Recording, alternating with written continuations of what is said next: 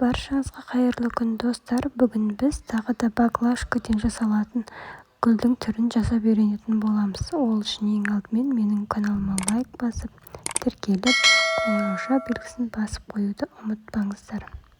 Ең алдымен кез келген баклажканы алып, түбін осылай кесіп бөліп алатын боламыз. Және қайшының көмегімен осы дөмпешіктердің ортасын түбіне дейін жеткізбей қиып алатын боламыз. Міне қиып алдық.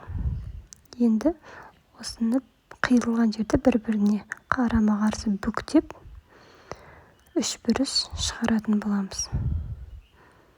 Міне барлығын бүктедік. Сол кезде өте әдемі гүл шықты. Енді қайшымен ортасын тесіп, жасылдан сабақ жасап, шпажка немесе мен сіздерге көрсету үшін зубочистканы салып көрсеттім. Кез келген түске пышылдақ бояумен бояп қойсаңыздар өте әдемі болады.